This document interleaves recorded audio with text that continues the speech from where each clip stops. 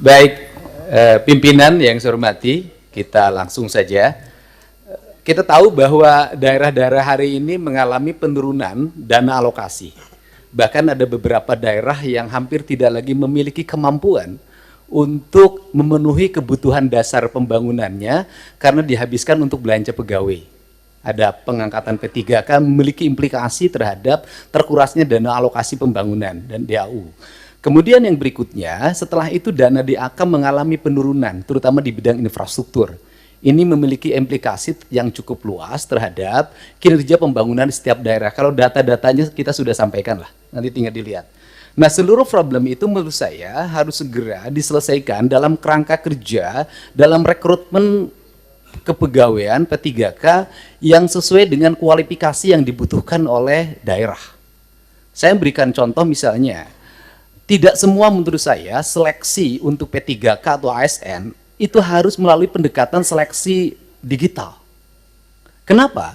Karena ada beberapa spesifikasi pekerjaan yang itu tidak perlu digitalisasi. Sopir truk sampah itu nggak usah seleksi ASN menurut saya. Tukang sapu itu tidak usah. Tukang taman tidak usah. Tenaga office boy tidak usah, tenaga pengamanan tuh tidak usah. Apa sih dampaknya dari rekrutmen ini? Yang pertama dari sisi rekrutmennya terjadi rekrutmen ASN dan P3K, tetapi di sisi lain kebutuhan yang dibutuhkan oleh daerah dan provinsi itu tetap dilakukan. Pada akhirnya ngangkat lagi melalui outsourcing. Ini pertama pendekatan. Kemudian yang kedua, bahwa BUMD pasti kualifikasinya nanti data disampaikan, ada sehat, ada dalam kategori sehat banget, ada yang dalam kategori tidak sehat. Yang tidak sehat kami lagi lakukan audit investigatif, kemudian nanti akan dilakukan dua pilihan, diteruskan atau ditutup. Nah, problem dari BUMD itu di daerah itu satu saja, BUMD diisi oleh tim sukses. Itu problemnya, sehingga profesionalismenya dikesampingan. Rambu-rambu ini harus segera dibangun dengan baik. Terus kemudian yang berikutnya, ini Jawa Barat. Jawa Barat ini provinsi menurut saya paling aneh. Jumlah penduduknya hampir 50 juta, terbesar di Indonesia. Tetapi jumlah desanya kecil dibanding Jawa Tengah. Jumlah kelurahannya kecil dibanding Jawa Tengah.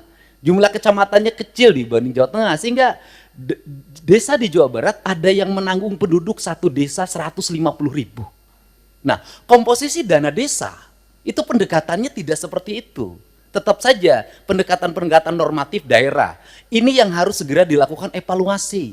Ini. Dan kemudian yang berikutnya adalah sudah juga semestinya Komisi 2 memelopori daerah desa yang sudah berubah karakternya menjadi kelurahan karena pertumbuhan industri, harus segera dibuat kelurahan tidak desa lagi. Karena pendekatan kewilayahan sudah tidak relevan lagi dengan jumlah penduduk yang tidak monokultur, yang sudah plural.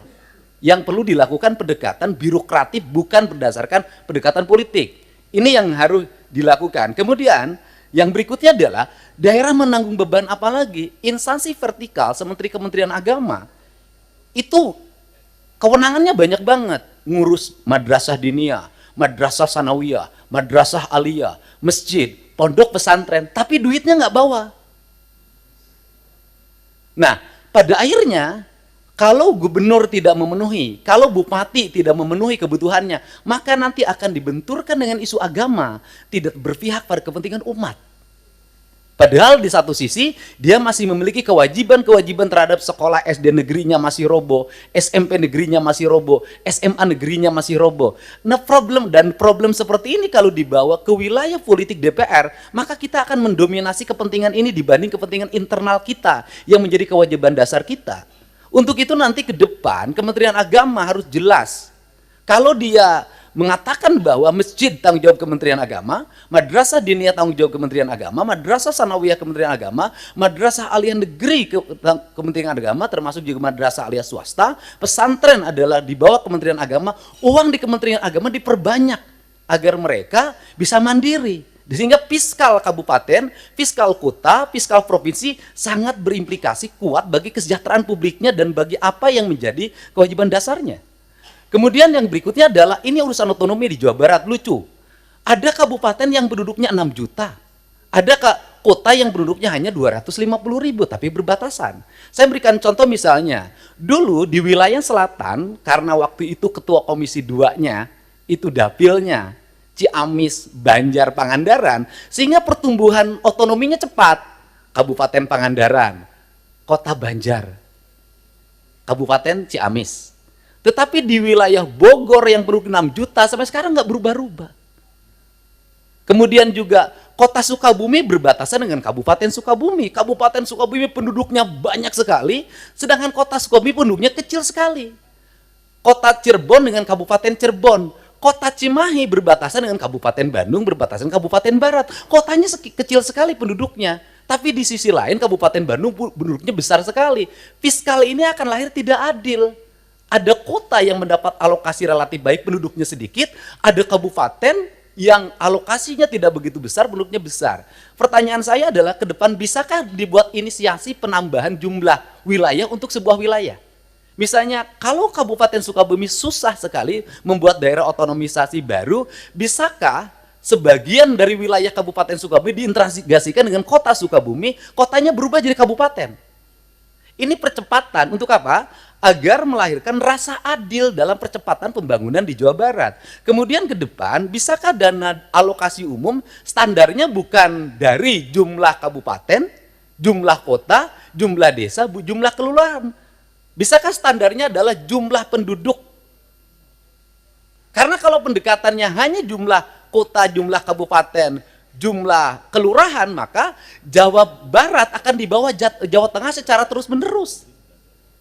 Sedangkan beban residu akibat pertumbuhan industri berbatasan dengan ibu kota negara, berbatasan dengan Jakarta, itu memiliki implikasi luas dalam penanganan. Barangkali ini sebagai pengantar dari saya dalam pendekatan-pendekatan ke depan, dan ini amanah dari teman-teman di daerah. Semoga kebuntuan-kebuntuan ini bisa dilakukan percepatan-percepatan. Karena apa? Karena daerah diperlukan upaya-upaya kita untuk melakukan perubahan-perubahan, tidak boleh secara terus-menerus dengan pola monoton seperti ini. Nah, yang terakhir misalnya hari ini daerah harus beratraksi.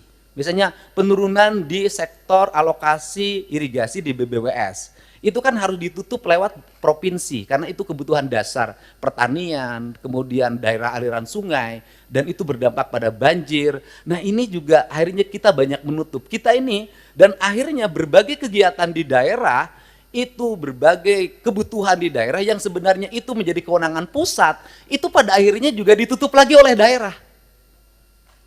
Ditutup lagi oleh daerah. Ini barangkali sebagai gambaran umum, saya ucapkan terima kasih. Semoga pertemuan ini memberikan manfaat. Dan terakhir, tadi Pak Gubernur Kaltim mengatakan gubernur konten. Alhamdulillah, dari konten yang saya miliki, itu bisa menurunkan belanja rutin iklan. Biasanya iklan di Pemprov Jabar, kerjasama medianya 50 miliar. Sekarang cukup 3 miliar, tapi viral terus. Terima kasih.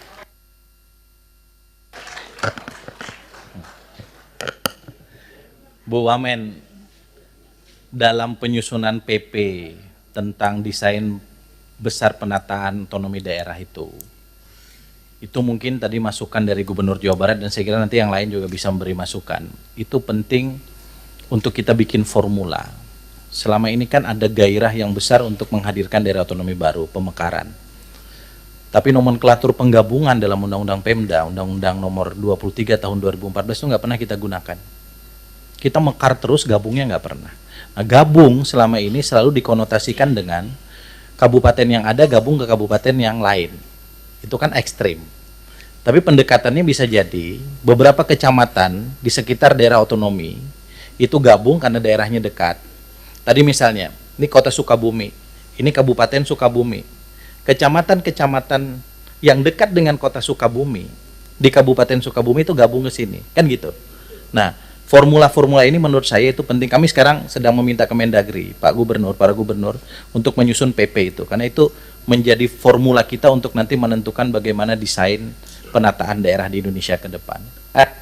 Pimpinan, ada satu lagi yang ini menjadi kegelisahan. Adalah PPh 21, Pak. PPh 21 itu dasar pembagian bagi hasilnya berdasarkan di mana dia bayar. Industri yang ada di Jawa Barat itu PPh 21-nya mayoritas di Jakarta. Sehingga dana bagi hasilnya untuk Pemda DKI pada residu industrialisasinya, resikonya, infrastruktur segala macam adalah tanggung jawab Pemda Jabar. Terima kasih, Pak. Pak Dirjen Keuangan Daerah itu dicatat, Pak. Termasuk dana transfer itu jangan di akhir tahun, Pak. Nanti kalau perlu nanti Dirjen Keuangan, Kementerian Keuangan atas izin pimpinan kita undang ke sini. Karena kalau enggak itu jadi silpa terus seperti yang Kaltim dan semua nanti akan mengalami. Mereka dapat uang tapi nggak bisa digunakan. Nah, untuk apa?